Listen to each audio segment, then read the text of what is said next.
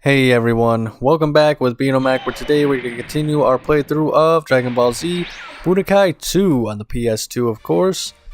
And now we are on stage 3, Planet Namek. Don't worry, like I said, it's like the ending cutscene of last, mission.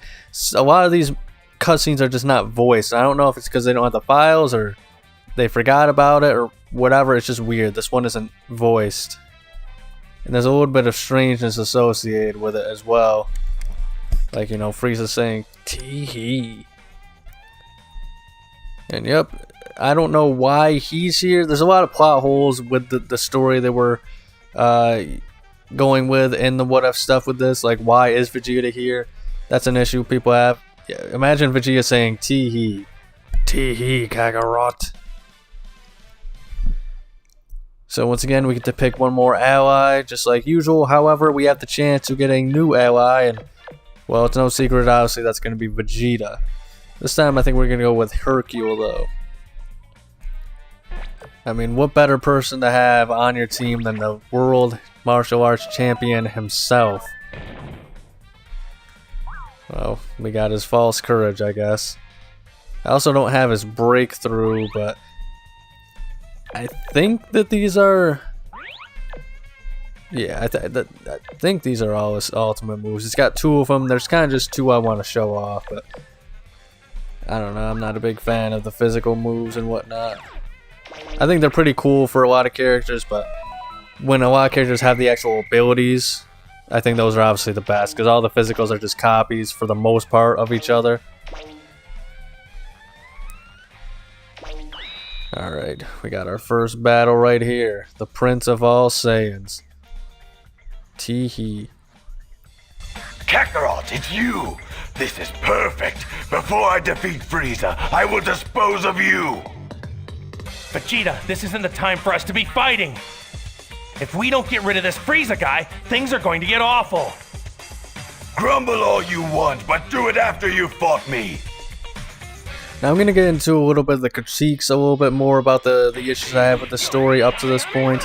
Now, of course, I absolutely love this game. I love the story, but let's be honest, everybody ever, a lot of people say, oh, well, you complain about this and that and nothing, yada yada, just enjoy the game.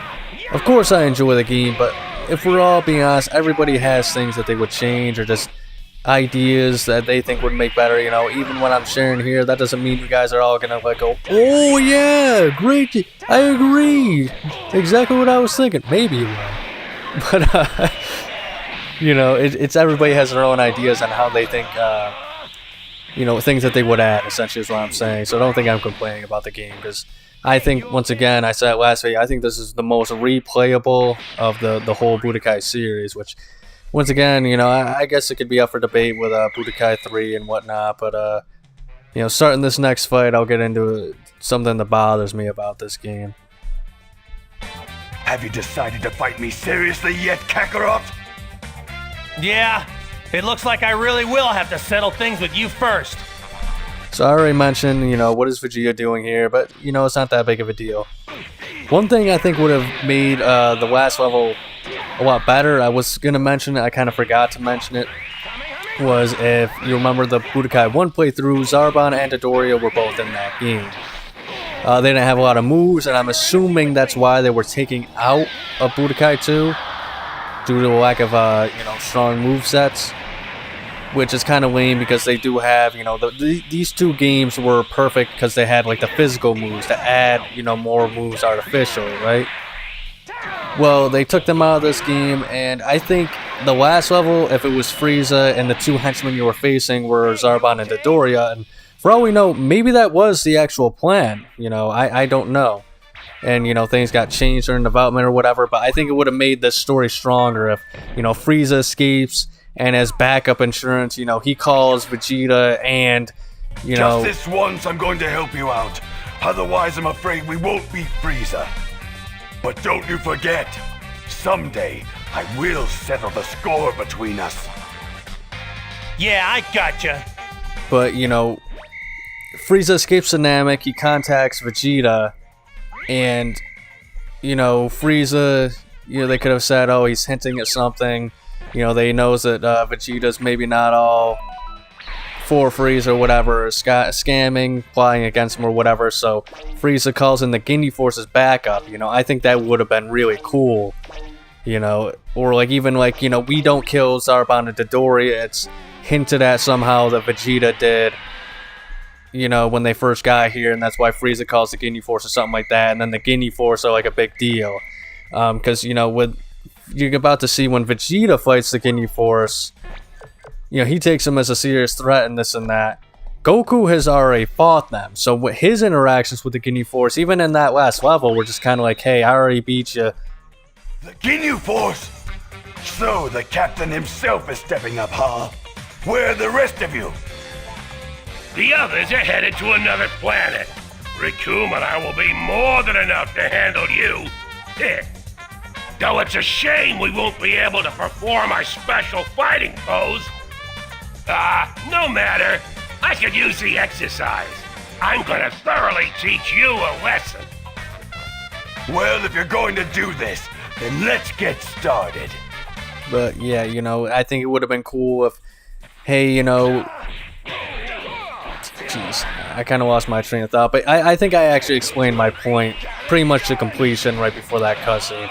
It just would have been cool, and added more variety to the story mode if they had this level for exclusively the Ginyu Force, and then Dodori and Zarbon, the ones who joined Frieza on Earth. And it would make sense because those are the two guys that are, Frieza's right-hand man that pretty much have to go everywhere with him. Whereas the Ginyu Force are the guys that they kind of, in the show, pretty much into that, they're Frieza's top guys, and they're so important that they kind of just get to do whatever the hell they want. So, pretty cool stuff. I think it would have been if they actually did add that kind of stuff to the story. But I'm assuming, I don't know why they took them out exactly, but I even just kind of, it's never stated, but it does feel like one of those things where it feels like that's kind of where the original intent of the story was to begin with, just kind of how it matches up anyway. But I could be talking out my butt, That was quite an attack, Vegeta. To think that you could beat me even once. How about it? Would you care to join the Ginyu Force? Come on! If you join us, I'll think up a special fighting pose for the 6 of us. Huh? Never! How would you ever expect me to perform such a ridiculous pose? I see. In that case, I have no choice. You'll just have to die, Vegeta! And speaking of what more cut content, I'll actually be going over kind of similar thoughts on more topics starting next episode as well, and a little bit of my theories about cut things. But I will acknowledge another thing that I think a lot of people do have, that I can understand a point of why they don't like Budokai 2 to begin with, is because, they did take a lot of games, especially around this time, it was almost always just adding things rather than removing things. That was kind of just a progress bar at this time. That's kind of, par for the course nowadays. Like, if we're being honest, like, usually, like, a game that comes out, especially on Next Gen, like a fighting game, the Mortal Kombat games, we're getting less and less characters from the start to begin with, and all that other stuff, and it sucks. But around this time, it was just normal to where every single game we got more, even with the Yaki games, the wrestling games, eventually in the PS2 we got, crazy things. So it's just kind of like Tekken 4 to Tekken 5, we get the roster pretty much almost doubled. So I can understand why, even though we got some more things, I think, to kind of compensate for what we have in this game, I can acknowledge that there's a lot of stuff that we kind of got cut for no reason. As of today, the Ginyu Force is hereby dissolved. Would you care to join the Vegeta Special Forces instead? What? I trust your special fighting pose is pretty cool, right? Wait, nah, forget it. I like my own pose. You really are one ridiculous fool. I think they even read reference to that scene later on in, like, the Xenoverse games. I think there's, like, special missions where I think Captain Ginyu takes over Vegeta's body, or whatever. So it's like Vegeta doing the poses and stuff like that. And I think a lot of people say that, you know, that those missions are kind of like a reference to this game and whatnot. There are a lot of like interesting, funny, goofy interactions in this game that I think are just really funny. They're very memorable interactions, I'd say. And once again, like I said, you can have all sorts of different interactions depending on the situation. Usually it's two with Vegeta and Ginyu in particular. These two, you know, they have that third interaction that is unusual, which, you know, for the most part, most players aren't going to figure that out. But if you want to unlock Ginyu, you have to be in with Vegeta. Just a small little tidbit, you know. But obviously we already have him unlocked, so we get the life extract for, I think it's at 1,000.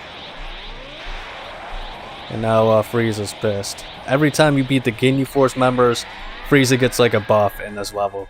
And just another thing I'll say, I'm not obviously going to demonstrate it this time, but if you did want Goku's Super Saiyan ability, the way to get it is you have to actually have Krillin die on this level.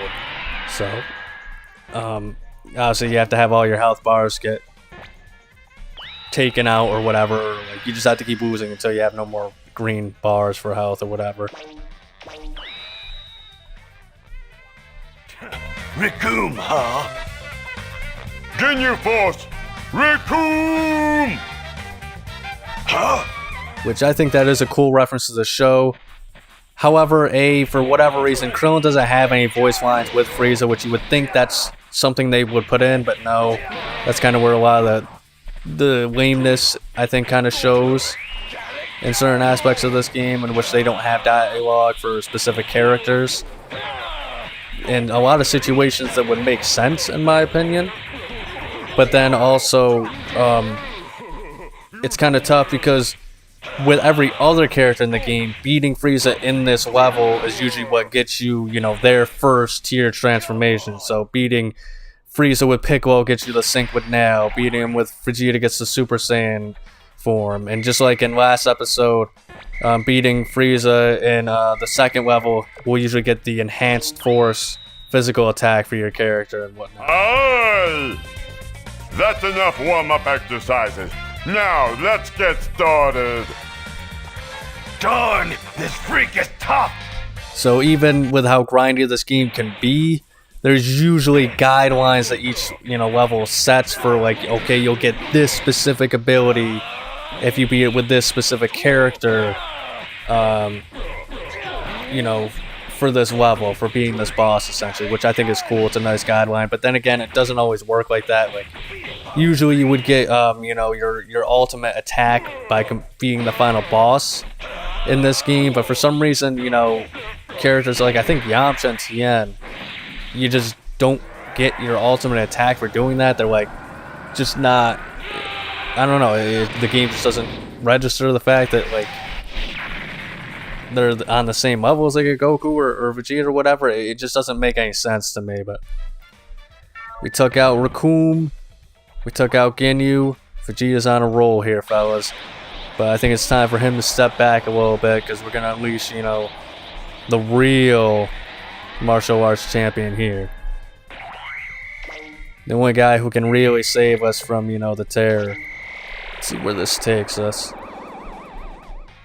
Alright, cool. That saved me like 6 moves.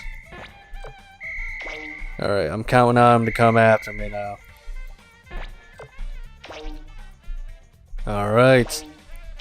One thing you can say about Frieza is he's not a coward.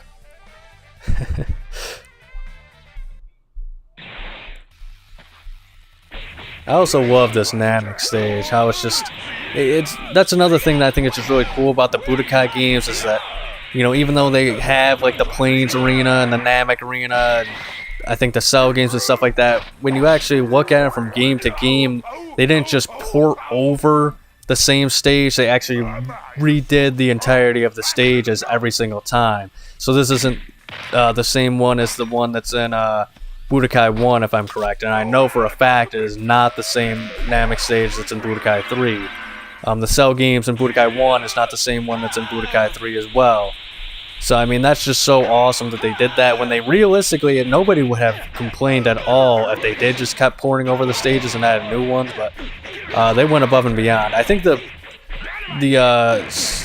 hidden stage, the Red Ribbon Army stage in this game, I think it returns in Budokai 3, and it's the same stage, but, you know, that's just a bonus stage, so it's no big deal in my opinion, and, you know, I think that's just a really cool concept for a stage anyway, but, yeah, like I mentioned earlier, it does kind of stink that this game in particular, they remove stuff, and yeah, they replace it with a few different things, but I think you could argue, I understand people's arguments when they say it doesn't really amount to, you know, being worth it, you know, like Frieza's forms, like I mentioned in the last video. Cell doesn't have any of his forms, it's just perfect form, so we lost Zarbon, Dodoria, and Android 19, unfortunately, and they were all supposed to come back in, you know, Budokai 3, but unfortunately that was also not the case for some strange reason.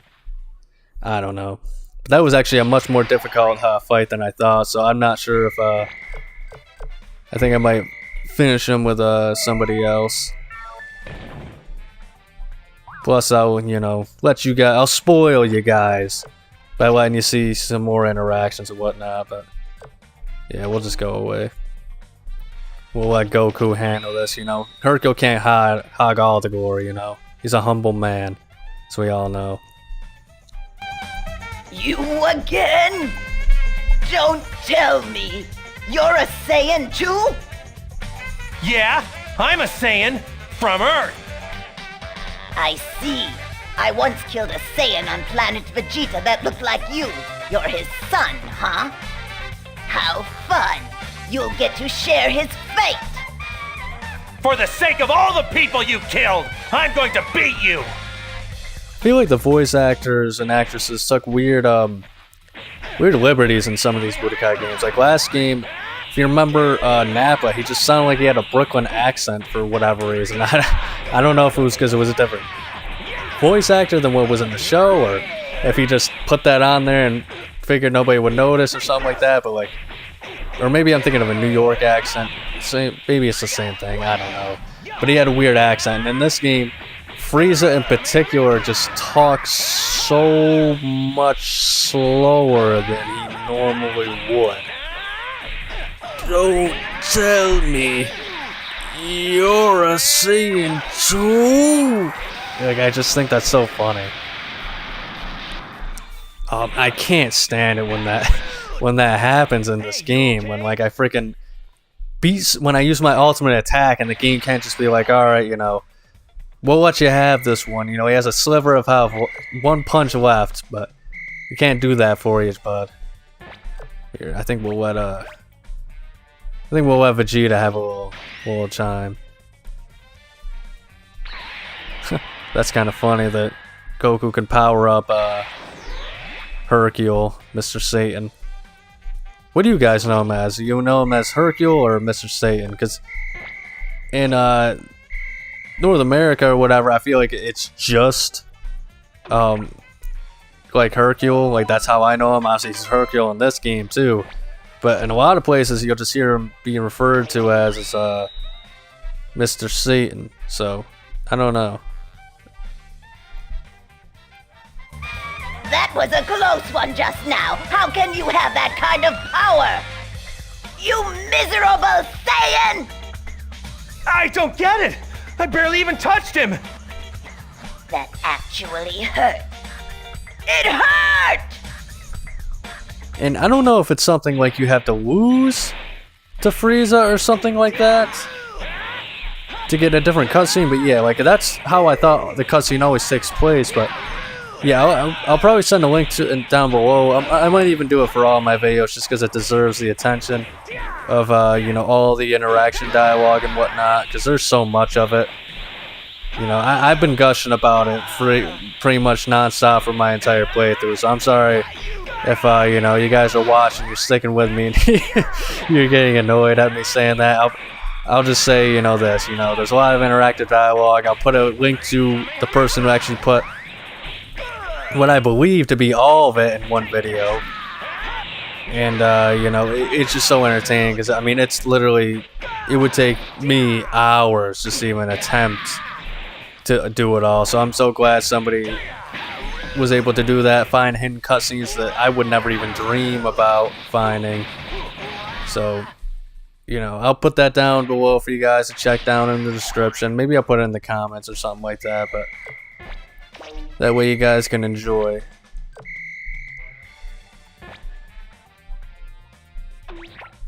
Got a capsule. Oh, and by the way, I think I may have mentioned, I can't remember if I did or not. Oh boy, Frieza's pissed. But, this is taking a lot of time. I don't think I remember, I may have mentioned it, but I can't remember. I actually used a cheat to get, the majority of my capsules for this, but I got lazy and didn't go all the way. Frieza! You'll pay for this! Did you hear me, Vegeta? I'm going to kill you 1 inch at a time! Go ahead and try to. If you think I'll be done in that easily, you're terribly mistaken. Listen to yourself.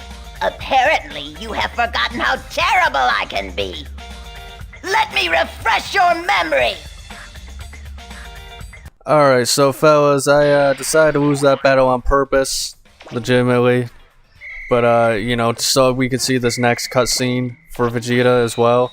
Like I said, I'm not going to really make this a priority anymore after this video, because I'm going to put down the links below, but... Let Frieza or anyone else come at me. During that last battle, my Super Saiyan powers were awakened.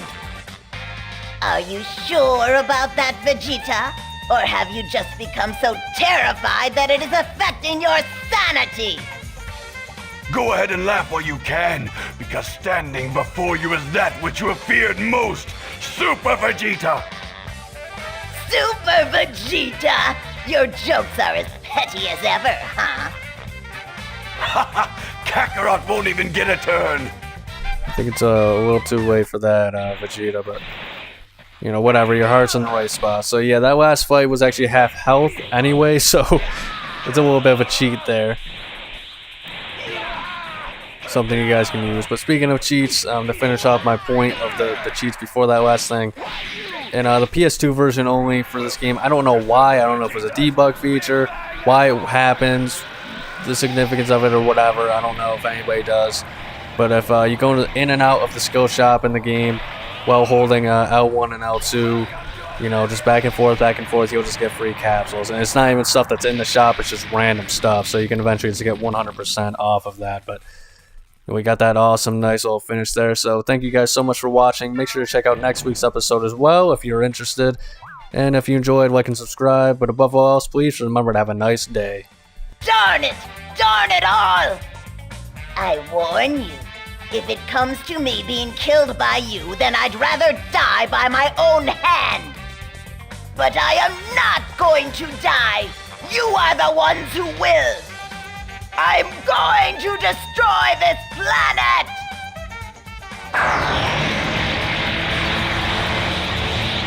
Yikes! If I don't get out of here soon, the whole planet's going to explode! Here it is! With this spaceship, I'll escape from Planet Namek!